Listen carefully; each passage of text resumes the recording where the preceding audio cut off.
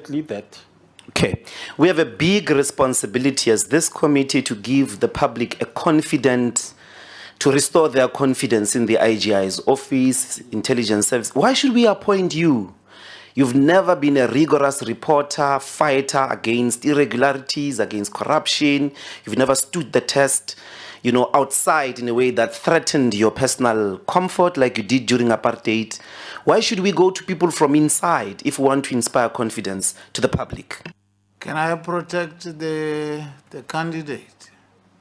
You are alleging that there were some things that he didn't report without saying them. Which ones are those that he never reported? But he admitted to it earlier, didn't you hear? I asked this question actually earlier, Chairperson. No. Let me clarify it as the chairperson. You said, did he ever report anything wrong that happened without mentioning factually what that is? There might have been nothing to report. So let's be very fair. I think I fundamentally disagree with you that is my reading. I asked earlier specifically, have you ever reported anything wrong when you were in the NIA, outside the NIA? He said no, except the Director General. I said, have you ever reported irregularities within the IGI's office to this committee, for instance? He said no. Am I wrong? What irregularities? That's what I'm saying. It doesn't matter. Are there any irregularities that you know? It doesn't matter, Chair. I'm trying to establish if the candidate came across irregular. If I even said report after report has stipulated irregularities, corruption, and all those things. If he came across them in all the time of his work, would he report? He said, yes, but to the Director General. That's what he said. What are you protecting? Because he's here, he can say he doesn't want to answer. No. Can I clarify, Chairperson? Because you are now suppressing me, and it's not right. No. As Chairperson, let me clarify. You don't have a role to suppress me as Chairperson. You can't say, did you report any wrongdoing in this office? If there was no wrongdoing, then do you expect him to But say let yes? him answer. It's not your role. Yeah, I want to clarify. So no, he must say he's not clear, not you. You're not the candidate. Let him answer. I think I'm the chairperson. So yeah, but not the candidate, Chair. Thank you very much. Don't collapse the process. Let him answer. Thank you. Thank you, Honorable Ndlozi. I discovered corruption in the course of performing my duty. And it was imperative for me to actually report it to the accounting officer. And I wouldn't actually, after reporting to the accounting officer, I expected the accounting officer to take action. And in many instances, the accounting officer took action. There was no need for me to actually report it to the outside, the external environment, when the accounting officer has taken action pursuant to my report. So why would I actually come to the JCI if personally, not in my official capacity, except for those which I reported to the JCI in my official capacity. They are there. And I reported to the Director General, and I was right to do so. Thank you. So here's the rationale. There are a lot of people who write to this committee to complain. The high panel report, the reports at the State Capture Commission, but also many IGI's reports talk about a lot of irregularities and corruption. We have never received any complaints, for instance, and I wanted to find out if you have ever had any frustration when you were an agent inside to see your passion on fighting corruption. That was the rationale. But I'll park that. You can still address it if you want. We have time later. My final question is, what would be your methodological approach? What kinds of methods would you use to exercise oversight on cyber security? Starting with the passion, I've always had the passion to investigate corruption, and I've done so to the extent that I actually, at some stage in NIA, became unpopular with the stance that I've actually adopted. So I've done it with passion. Now, with regard to methodology on cybersecurity, there is a legislation. So what we do within the services is that we check their own policies. And I've mentioned that the best way to check the services is to check them against compliance of how they are implementing cyber. Is it effective? And then we ask those questions. And then we derive answers. It's about compliance with the legislation. They are creatures of the statute. They must act according to the statute and the policies. So that is the methodology that we apply in terms of review the legislative framework. Check their actions. Check whether their actions are commensurate with the legislative framework. Check whether it is actually adequate for them to perform the function that is assigned, that is the cybersecurity function, the capacity of the structure itself. Thank you very much. 10 minutes with you. So in essence, you didn't like your training. Maybe we'll talk about it the other day. I'm not in the training.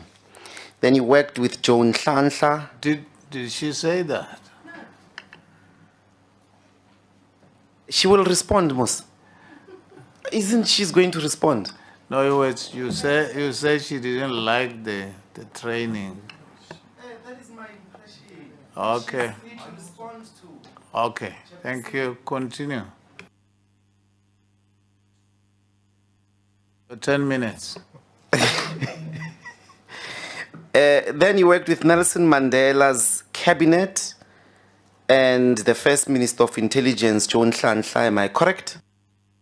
Yes, member, Okay. honorable member. And then you are working currently with the current IGI and worked with the previous one as well. Am I correct?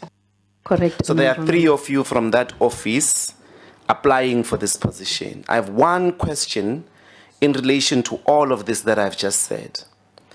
Why should, under the circumstances of a serious lack of public confidence in South Africa's intelligence community, appoint to this position people who are either in the NIA or SSA, people who have been working already in the environment?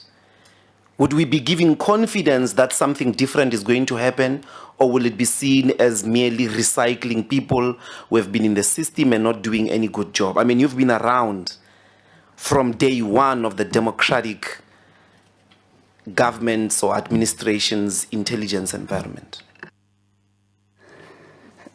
Thank you for the question, honorable member. The truth is, we need to delineate very carefully between intelligence as a tradecraft and the oversight of intelligence. I actually think, as things stand now, the public are more concerned about intelligence operatives, their work, whether they are delivering it, and so on. Not that they wouldn't look for the watchdog to say, but where's the Inspector General? We have an Inspector General. How come these people are not doing their work? But as I say, what I think is uppermost in the mind of the public has more to do with the actual tradecraft itself, the actual conduct of intelligence, as opposed to the oversight thereof. Yes, we do have a role as oversight. Now, doctrinally, oversight happens either in the moment or retrospectively. And I am not sure why the OIGI would necessarily also be hauled over the coals in terms of, I'm thinking now the recent past really in terms of intelligence, like just a few years going back, that the OIGI, or at least the IGI rather, would be found wanting in terms of what the services have not been doing, given the many reports that have been presented in terms of their findings and the recommendations that have been made to improve the situation. The principles of transparency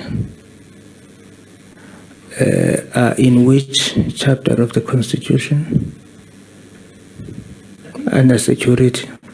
They are in Chapter 11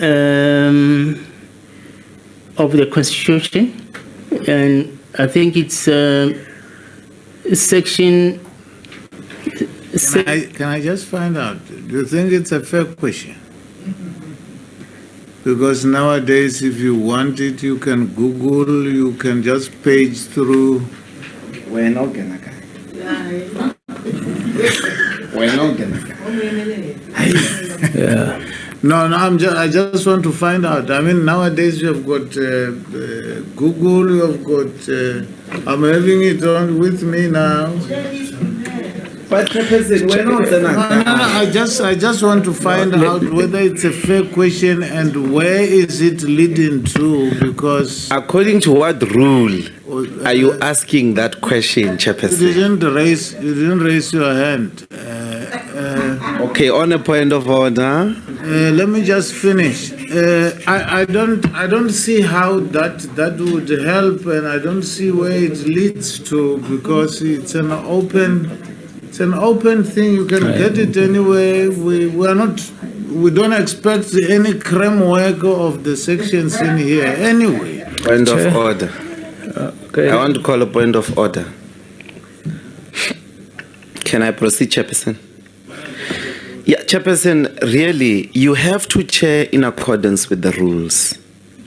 We must not give an impression, under no circumstances, that you are trying to shield these candidates from proper interrogation. There are no grounds for you to assess whether a question of that nature is fair or not. At least you could lead us to the rules. Otherwise, let the candidates say, nah, I don't know, I don't remember, whatever. But you are doing this so much, and it really also is interfering with the time. And you won't give Makhwanisha more his time after year. Okay, please. Okay, but I think as I sit here, somehow I must determine whether the process is fair or not. Well, according to a person who chairs. Dr. Dindo, I find your understanding of the treatment of complaints very dangerous and in the infringement of basic rights, particularly the right to dignity. It means I could bring a mere gossip to your office, and you take a platform without even talking to me and say, indeed, I'm investigating the falsification of results. That's not right. That is not befitting of an institution of this. Even police stations don't work like that. That's what you did to advocate Mufe. Legal qualifications of a vetted person. By the same institution you say vetted you. I think the dignity of a person is still above and should reign supreme to the treatment of information that you receive. People's reputation, that's what you did. You couldn't treat it so vexatiously or frivolously. I think it was dangerous, and I think this, even today, that's what you're trying to maintain to us. I find it disturbing. What is your reaction to that? Finally, you find criminality all the time. You just spoke about Minister Ayanda Ndlozi irregularly appointing people and all of that. You find a lot of criminality. You don't cross a police station to open a case. In fact, there is a frustration that my recommendations are not implemented immediately. I have to go have an MOU with institutions. It's a bit dishonest that when a vetting process conducted under the conditions of SSA, that's actually classified information. It will be a classified report because those people are agents. That's why that vetting is limited there.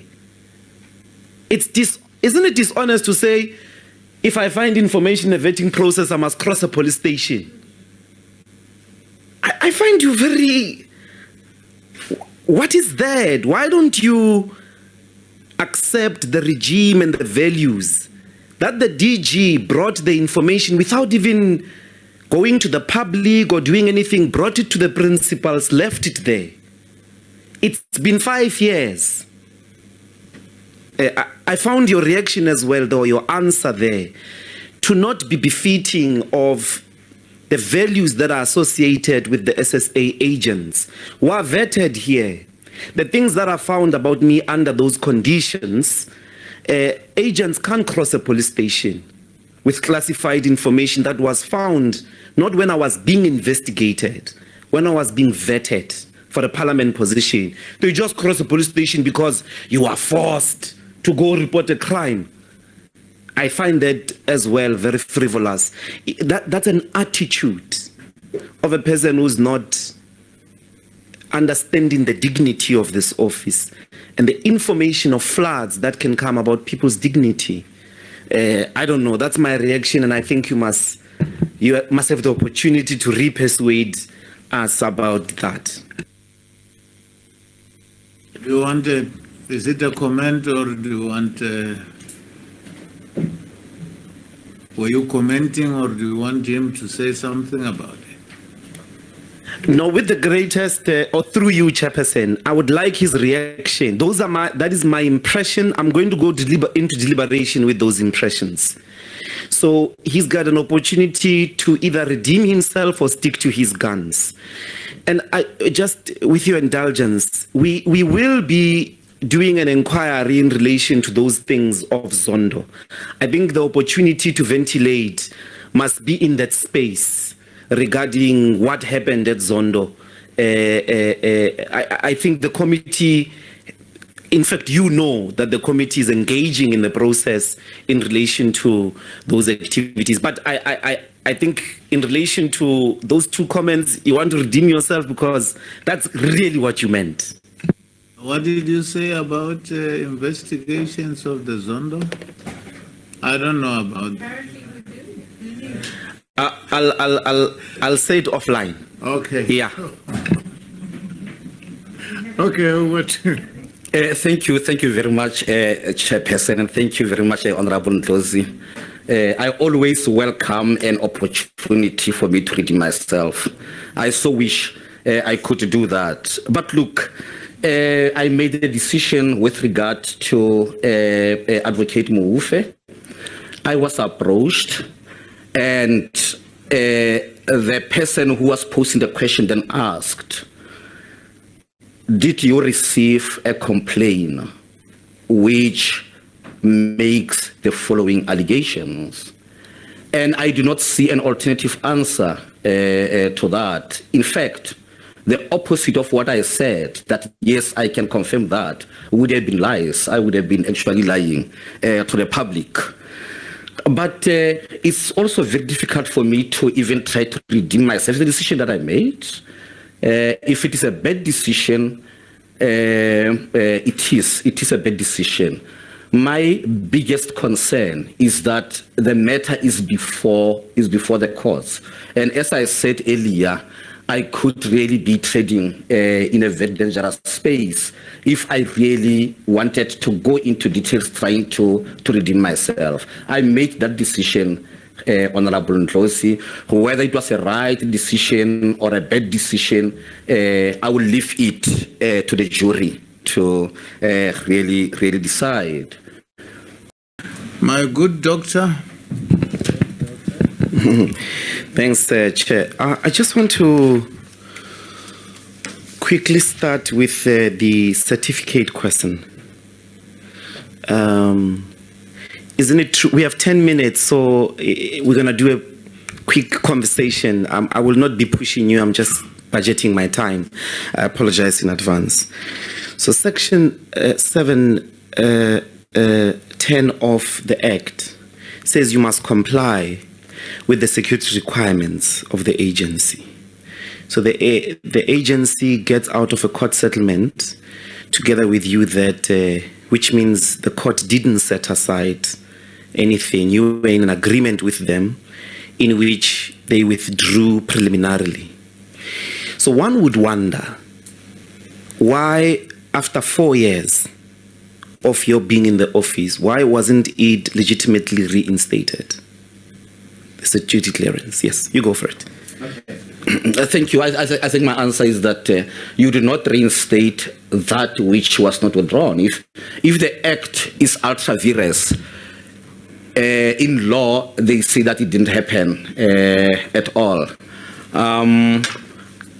It's like procuring or getting into a contract with an illegal firm, if you like, and purchase something. The law will look at that particular transaction as null and void, as not having started. So you don't know what were the grounds of the withdrawal in the first place? Not at all. In fact, the letter was only saying that myself, and I'm quoting now verbatim, I have received some disturbing information about you. And that's where it ended. So I do not know even today what was the reason for that ultra vires withdrawal. Okay. If you like. Quick things regarding your treatment of sensitive information, classified or declassified or not classified. You went on TV, spoke about the qualifications, investigations of Mr. Mufe. Why would you do that? If you treat people's personal information, why would you speak about somebody is going through an investigation which you received because of falsifying information? Isn't that careless?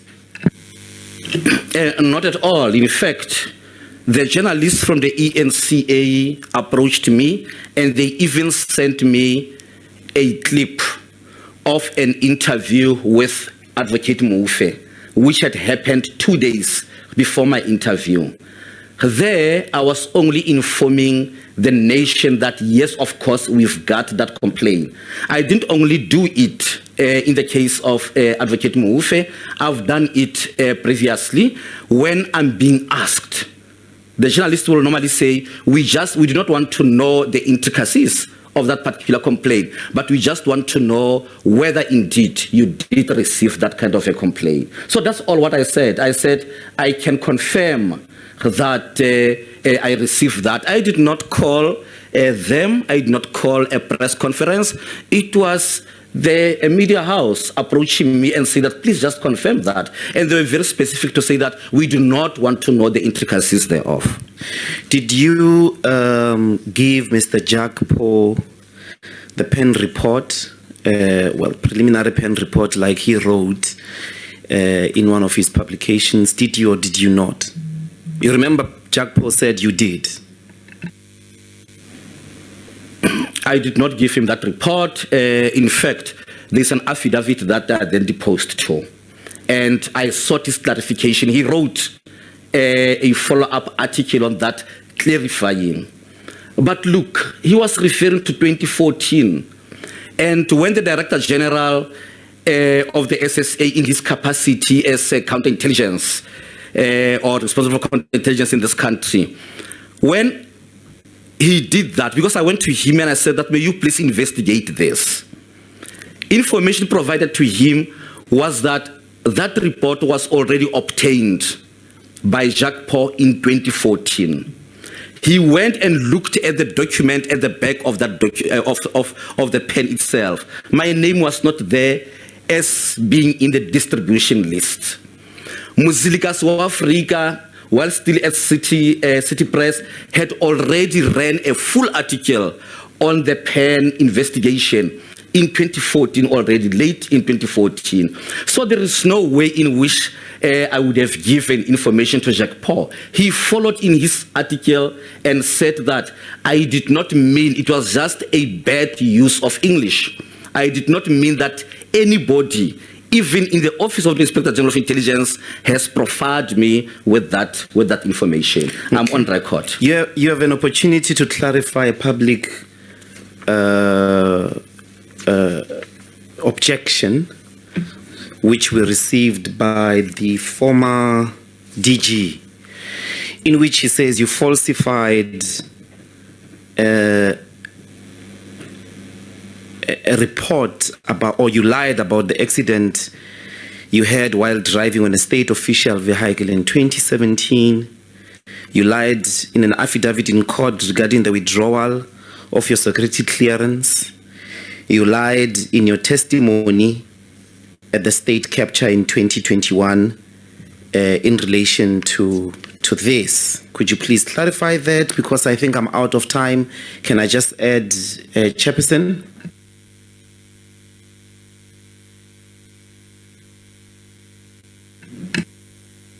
You still have got 4 minutes. Oh, excellent. Let's go for that. We have 4 minutes. I was not in an accident with a state vehicle. I was not. And I think it's not for the first time that I hear about that. In fact, the last time they were saying that it was 5 collisions. I was never in a collision with a state vehicle, never. I wasn't. And there should have been records from transport to check that whether the state vehicle that I'm using was ever taken to a panel beater. It was never taken there. There was an incident of tire puncture. There was that, and 4 mag wheels, or 3 mag wheels actually broke down. One of the incidents, in fact, that I've never shared with the public, but that was actually terrifying because that vehicle was still standing at below 7,000 kilometers. So it was brand new. I don't know what that manufacturing company was going to say if it had actually killed the person of myself. I'm wondering why people make objections with allegations of criminal offense. If I lie under oath, I'm committing perjury. The former DG should just cross the street into Garsfontein police station and lay a charge against myself. Have you ever asked yourself, Honorable Ndlozi, why he's not doing that? It is because in investigation of crime, we do not deal with emotions and hunches and besmish and lies and gossip. We don't deal with that. It's evidence. It's very easy. Go there, say that here is an affidavit, and prove otherwise. But isn't it true, IGI, if that was the investigation of the SSA, he can't do that because he would be taking classified information to the police. He's bound by law, one, to submit it to us or to submit it to his principals, which may have been the grounds of the withdrawal of your certificate. So he couldn't do that. I can't cross.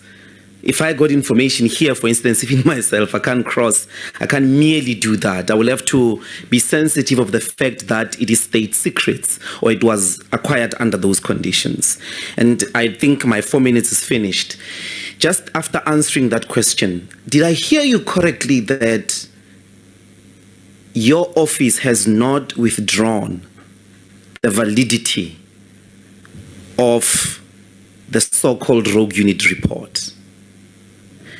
And I'm not sure because Johan van Lochenberg was interviewed twice, like literally twice. He doesn't deny that. But as I understood your response, are you saying the substance of that report, it's your report, it's the office, it's your, you can't do what you did earlier on. I don't want to get into it, but it's your report. Are you saying that its validity, you stand by it? What did you say? I just want to properly understand that, and maybe when I have an opportunity later on I can do a follow-up. Those are my last parts. Honorable Chair, there is a problem in the intelligence space of overclassification of information. And that is prohibited through the MES document, which says that you cannot hide malfeasance or criminality through classification of information. If I have committed perjury, for me, I don't see why somebody should not go and open the case. Justice Moseneke laid down some guidelines on how to deal with that kind of information. And in the Silibi matter, for instance, a certain portion of that trial happened behind closed doors or behind camera, of the camera. And the reason for that is because in the matter of the newspapers, I think it was Mail and Guardian, I tend not to really remember that now, but there were guidelines which says, how do you deal with information which amounts to criminality of somebody without really compromising the secrecy thereof. So the courts know exactly how to deal with that. The police know exactly how to deal with that. I still insist, Honorable Ndlozi, that if I commit a crime, or if I go and use state money, for instance, to pay a shortfall on my vehicle and claim that that vehicle is within the intelligence space, please let somebody go to court and open that particular criminal case, because we cannot hide that behind the veil of secrecy. So it's me, this doctor. Yes. Can I be the bad doctor today, since we have the good doctor there? Well, yeah, that's fine. I find your timeline rather interesting, the good doctor.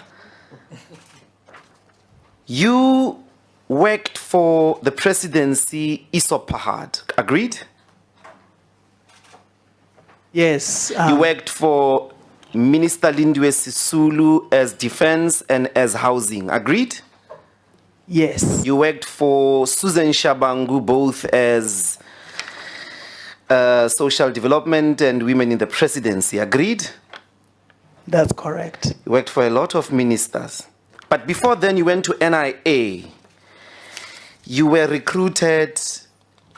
It's a bit confusing for me. You get your PhD at Queen's, and you are lecturing between 1997 and 2004.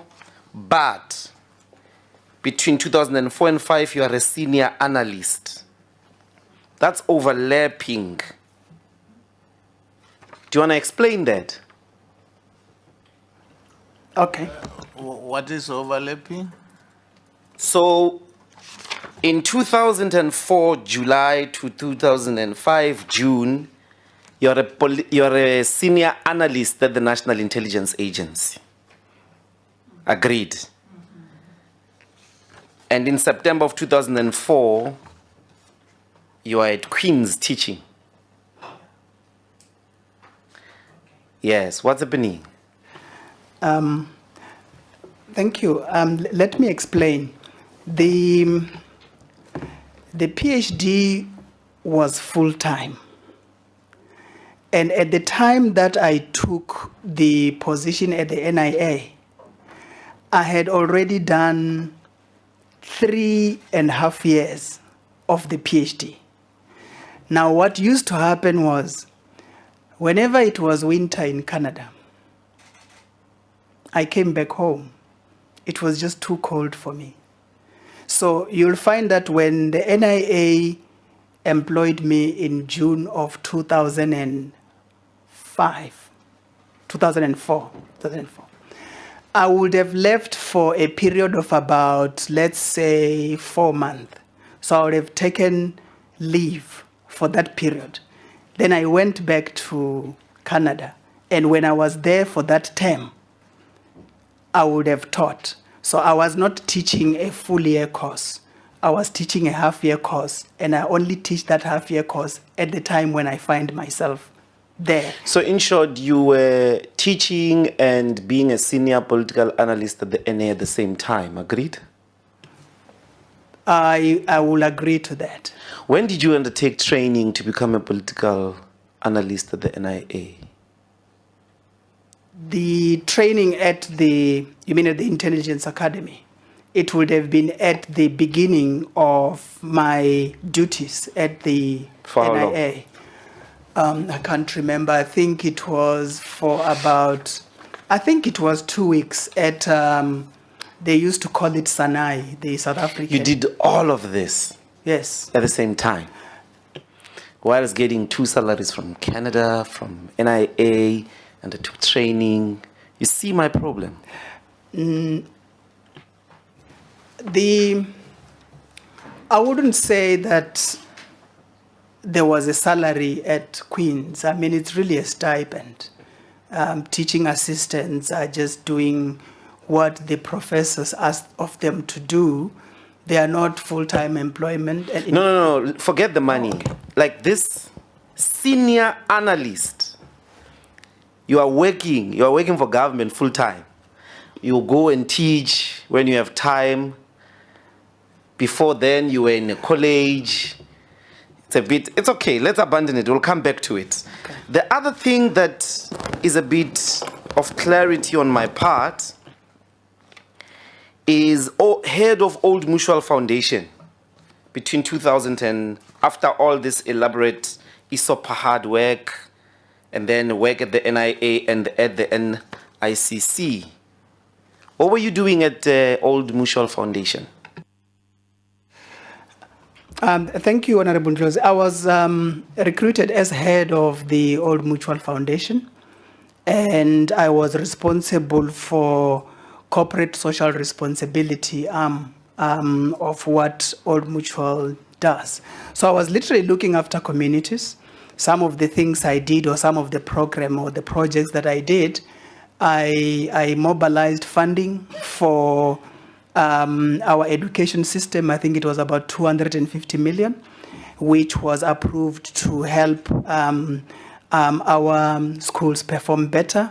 I was also doing some of the work that I did previously at the Department of Housing. There is a program through which staff members at Old Mutual were building houses. So during my time there, we could have built, I can't recall the numbers, but we have built a number of houses to beneficiaries, and those houses were built in partnership with the very same Department of Housing. So we're making a contribution, a direct contribution to social causes. So one of the things that the various intelligence reports, including Mufamadi, talk about is heavy intelligence capability in the private sector. Do you know of any in the Old Mutual? There are a lot of old apartheid senior intelligence officials there, but I don't know if there's intelligence capacity. Do you care to say anything there? Thanks, Honorable Chair. Nothing at all. Just a bit. Do you think that's a fair question? Yes. Yes, it's fair, very fair. Can I rule on that one? If you feel you can answer it, it's fine. But if you feel it's too much, because you might need, let me say it's up to you. Thank you, Honorable Chair. Nothing that I picked up. Okay. Now, you work for too many ministers. You come with the references of Joel Nashitenze, Vusima Vimbela. You have a lot of political work that you have done and a lot of national intelligence work we have done. So these are 2 baggages. Politically connected, worked for ministers as advisors, and on the other hand, you are part of the intelligence community. Why should we make you in this role of an oversight, which requires already this heightened objectivity? You come already mad, like, so help us that in our deliberations we have a very good justification why we should say this guy will stand the ground. I don't know if you get me. Thank you, Honorable Ndlozi. It's actually a good question. I I never played politics. I never did. For me, politics was something to be studied. Even when I was at university, interestingly, as much as I was studying politics, I never participated in student political leadership issues. But for me, politics was to be studied.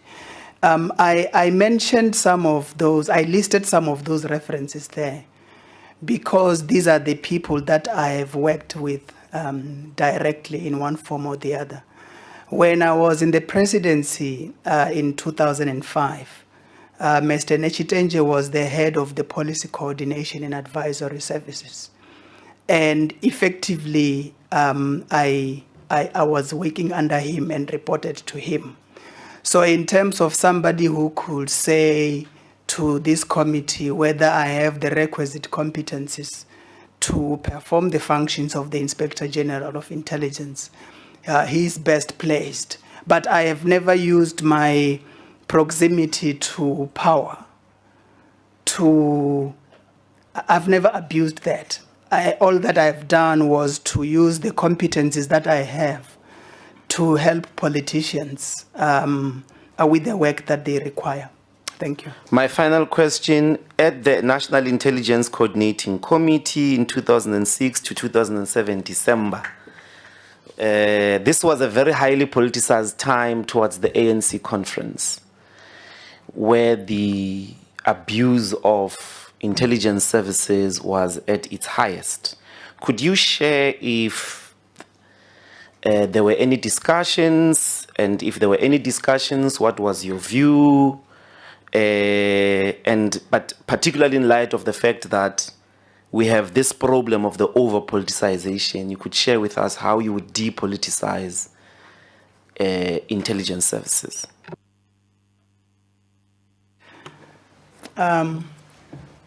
Thank you, Honorable Ndlozi. I would say I found myself at NICOC at the right time, as you put it, in terms of the high levels of politicization. And it was during the run-up to the Polokwane conference. At the time, I happened to chair a subcommittee at a lower level, maybe not really at a lower level because I was heading the domestic analysis arm at the time.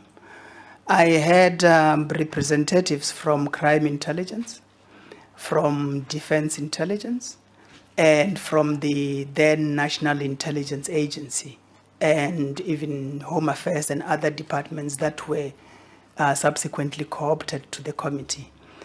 I would receive inputs from those services directly, and I will try to make sense of what it is that those inputs were telling us. There were conflicting perspectives. Sometimes what you get from your engagement with the services was not necessarily what was needed.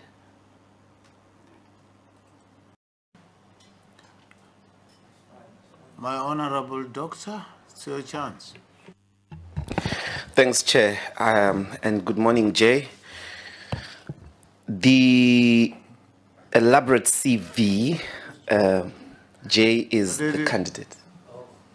Oh. Is there a problem? No. Okay. I don't think there's any problem. Thanks, Chair. You spent 5 years at the University of Natal during your student days. Were you politically active? No, I wasn't. Why? I'll tell you why I'm asking. I mean, you are fully aware the IGI is an institution of the Constitution. One has to be very passionate about justice and the questions of oversight. It seems to me that you are asking to be in a high calling. During your student days in the 80s in the University of Natal was burning. If you were not active, what were you doing?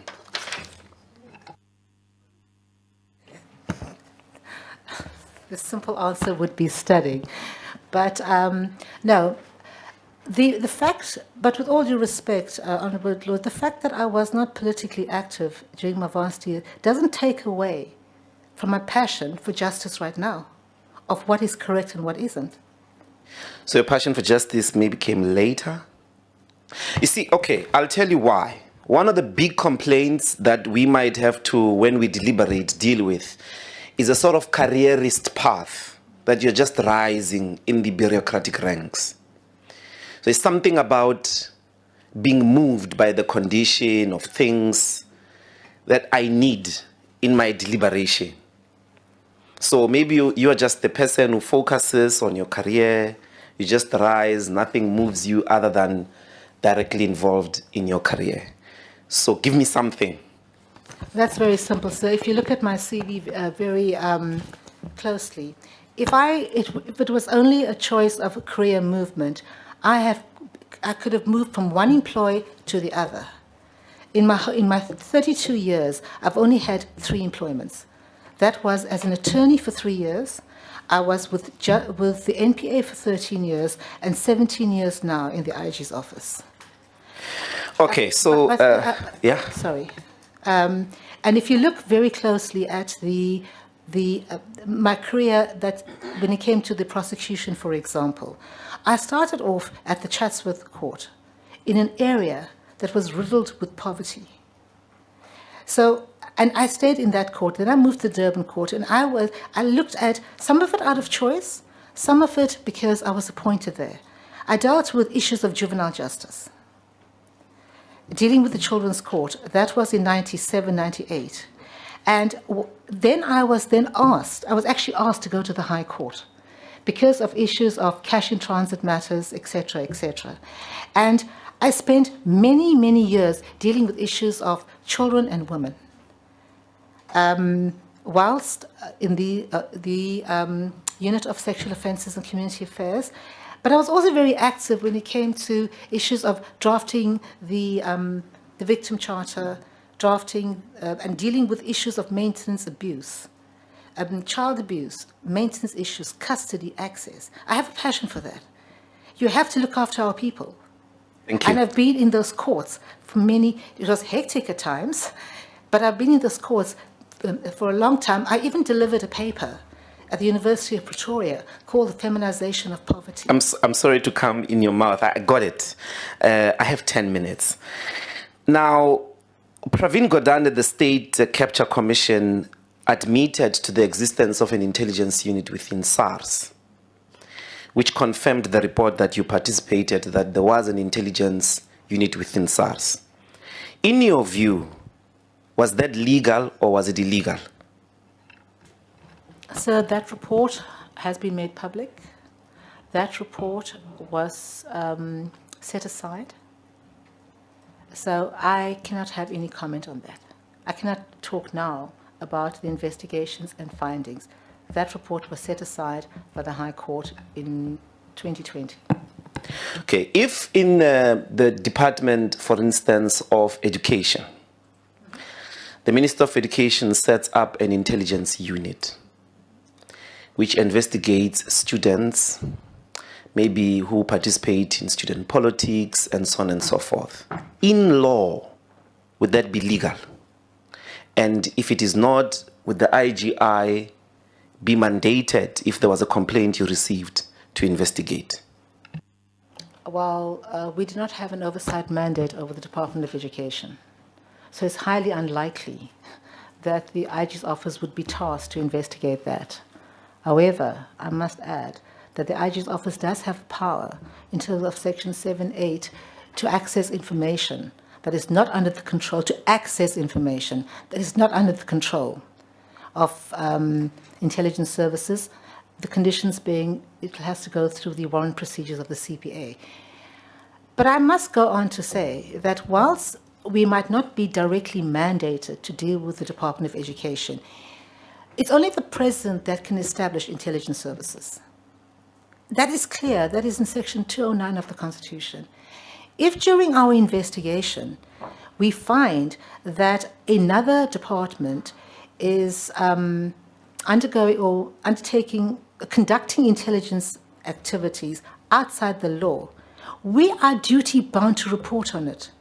Not doing so would make us complicit. And that is in the interest of justice.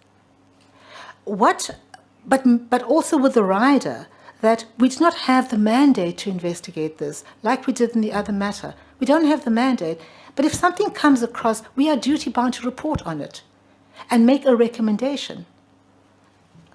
Okay, final one. Was it your legal advice not to oppose the office of the IGI didn't oppose when the report was set aside? Was it your legal advice that the office of the IGI should not oppose or join and say something about its own report? I mean, its own report was taken to court, and then it was set aside without opposition. Was it coming out of your legal advice? If so, why? So I'm going to answer the question on two levels. As being the legal advisor to the Inspector General, I'm bound by privilege. I cannot inform this committee of my discussions with the IG because of legal privilege, and there's case law to support that. Number one. Number two, I was not the only one advising the IG. We had counsel appointed for the Inspector General in that matter and the State Attorney. So I cannot go any further than that. Thank you.